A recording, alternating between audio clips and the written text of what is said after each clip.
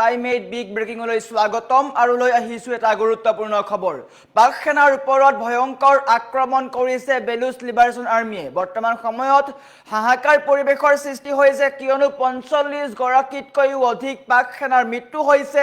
Baloch liberation আৰ্মিৰ আক্ৰমণৰ ফলতেই পাকিস্তানত বৰ্তমান সময়ত হাহাকাৰ পৰিবেশৰ সৃষ্টি হৈছে কিয়নো পাকিস্তানৰ পৰা স্বাধীন ঘোষণা কৰিছিলে বেলুচিস্তানক আৰু তাৰ পিছতেই পুনৰ এবাৰ সমগ্ৰ অঞ্চলটোত ভয়াবহ পৰিস্থিতিৰ সৃষ্টি হৈছে পাকিস্তানৰ প্ৰধানমন্ত্ৰী তাৰ সমান্তৰালকৈ আসিফ মুনিৰৰ মাজত এতিয়া বৈঠক আৰম্ভ হৈছে কিয়নো চাৰিওফালৰ পৰা ঘেৰি ধৰা হৈছে পাকিস্তানক এফালে পিঅকেটো দেখিবলৈ পোৱা গৈছে উত্তপ্ত পৰিস্থিতি আৰু এই সন্দৰ্ভত সবিশেষ লৈ অহাৰ চেষ্টা কৰিছো জনাই আছো star cement present time 8 big breaking ডাঙৰ খবৰ পাক সেনাৰ ওপৰত বিএলএৰ ভয়ংকৰ আক্ৰমণ বেলুচ লিবাৰেশ্যন আৰ্মিৰ ভয়ংকৰ আক্ৰমণ বেলুচিস্তানৰ আক্ৰমণত ৪৫ গৰাকীতকৈও অধিক পাকিস্তানী সেনাৰ মৃত্যু হৈছে আক্ৰমণৰ কথা স্বীকাৰ কৰিছে পাকিস্তানী সেনাই এই কথা স্বীকাৰ কৰিছে কিন্তু সম্পূৰ্ণ তথ্য এতিয়াও বাহিৰ কৰা নাই সেনা বিদ্ৰোহৰ সংঘৰ্ষত অধিক জোৱান নিহত হোৱাৰো আশংকা কৰা হৈছে ৪৫তকৈও অধিক সেনাৰ মৃত্যুৰ আশংকা কৰা হৈছে পাকিস্তান সেনাৰ ক্ষয়ক্ষতিৰ খতিয়ান দাঙি ধৰিব বিএলএ সামৰিক আৰু ৰাজনৈতিক প্ৰত্যাহ্বানে জোকাৰিছে এতিয়া পাকিস্তান এফালে বেলুচিস্তানে স্বাধীন ঘোষণা কৰিছে আনহাতে সামৰিক সংঘৰ্ষ দেখিবলৈ পোৱা গৈছে আৰু এইসমূহৰ মাজতে শ্বাহবাজ শ্বৰীফ আৰু আসিফ মুনিৰৰ চৰকাৰ এতিয়া খলঠেকত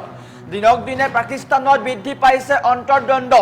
পাকিস্তানত সঘনাই বিদ্ৰোহ হোৱা দেখিবলৈ পোৱা গৈছে পিঅকেত গণবিক্ষোভ আৰু বেলুচিস্তানৰ স্বতন্ত্ৰতা ঘোষণা পিঅকেটো কিন্তু গণবিক্ষোভ হৈছে জনতা ওলাই আহিছে ৰাজপথলৈ বেলুচিস্তানক স্বাধীন ৰাষ্ট্ৰ হিচাপে ঘোষণা কৰা হৈছে বেলুচিস্তানক পাকিস্তানৰ পৰা পৃথক বুলি ঘোষণা কৰা হৈছে আৰু তাৰ নাম থোৱা হৈছে ৰিপাব্লিক অফ বেলুচিস্তান নাম দিয়া হৈছে আনহাতে বিএলএৰ ফালৰ পৰা পোনপটীয়াকৈ কোৱা হৈছে নতুন প্ৰশাসনিক ব্যৱস্থাৰ দিশে এতিয়া বেলুচিস্তান তেওঁলোকে নিজৰ মুদ্ৰা বিচাৰিছে নিজৰ পতাকা বিচাৰিছে খটগুছাৰ ওচৰত বিএলএৰ ফতেহ স্কোৱাডৰ অভিযান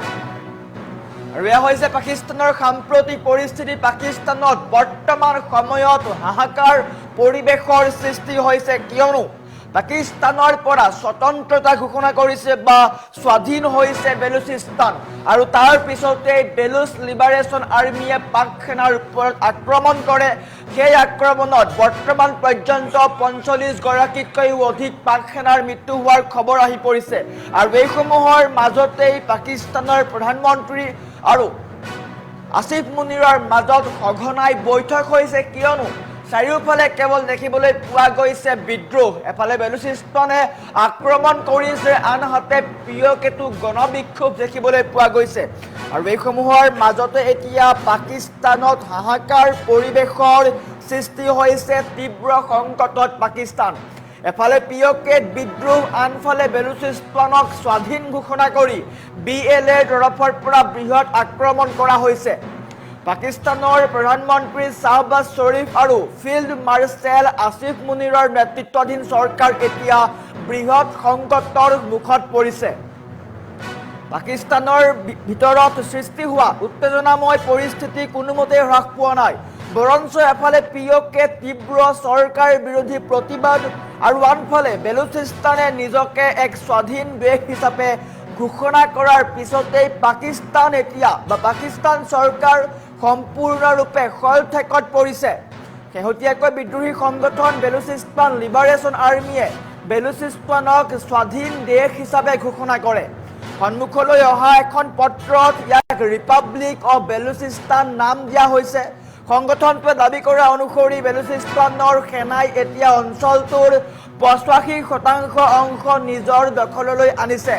বেলুচিস্তানৰ ৮৫% অঞ্চল এতিয়া বেলুচ লিবাৰেশ্যন আৰ্মিৰ কবলত আৰু ইয়াই নহয় নতুন দেশখনৰ বাবে সুকীয়া পতাকা ৰাষ্ট্ৰীয় সংগীত নতুন মুদ্ৰা আৰু নিজা প্ৰশাসনিক ব্যৱস্থা কাৰ্যকৰী কৰাৰো দাবী উত্থাপন কৰা হৈছে পাকিস্তান সেনাৰ ওপৰত ভয়ংকৰ আক্ৰমণো সংঘটিত কৰিছে। তাৰ ফলত ৪৫ গৰাকীতকৈও অধিক পাক সেনাৰ মৃত্যু হৈছে। স্বাধীন ঘোষণা কৰাৰ মাজতে BLAৰ ফাটেহ স্কোৱাডে বেলুচিস্তানৰ মস্তং জিলাৰ কুৱেটা কৰাচী ঘাইপথত পাকিস্তান সেনাৰ এটা ডাঙৰ কনভয়ৰ ওপৰত এক পৰিকল্পিতভাৱে আক্ৰমণ চলায়। BLAৰ মুখপাত্ৰ জিয়ান্দ বালুচে জানিবলৈ দিয়ে, এই আক্ৰমণত ৪৫ গৰাকীতকৈও অধিক পাকিস্তানী সেনাৰ মৃত্যু হৈছে আৰু কেইবা ডজনো পাক সেনা আহত হৈছে। পাকিস্তান সেনাইও এই আক্ৰমণৰ কথা স্বীকাৰ কৰিছে, যদিও নিহতৰ প্ৰকৃত সংখ্যা এতিয়াও লুকুৱাই ৰাখিছে। বৰ্তমানো উক্ত অঞ্চলত সেনা আৰু বিদ্ৰোহীৰ মাজত তীব্ৰ সংঘৰ্ষ চলি থকাৰ বাবে মৃতকৰ সংখ্যা বৃদ্ধি পোৱাৰ সম্ভাৱনা আছে।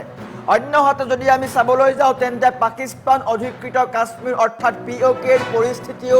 এতিয়া অতি ভয়াৱহ হৈ পৰিছে। তাত পাকিস্তান সেনাৰ ক্ৰূৰ ৰূপ দেখিবলৈ পোৱা গৈছে। অভিযোগ অনুসৰি যে ৩৮ দিনত POKত পাক সেনাই ৫৬ জন সাধাৰণ প্ৰতিবাদকাৰীক হত্যা কৰিছে।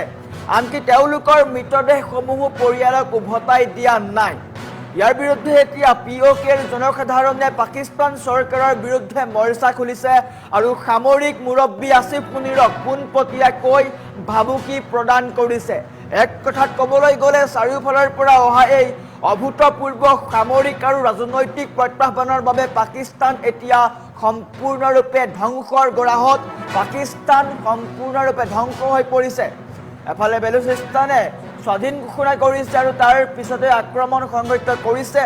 আনহাতে POKতো কিন্তু পাকিস্তান চৰকাৰৰ বিৰুদ্ধে ওলাই আহিছে সাধাৰণ জনতা আৰু এনেকৈ এতিয়া পাকিস্তানৰ পৰিস্থিতি অধিক ভয়াৱহ হৈ পৰা দেখিবলৈ পোৱা গৈছে।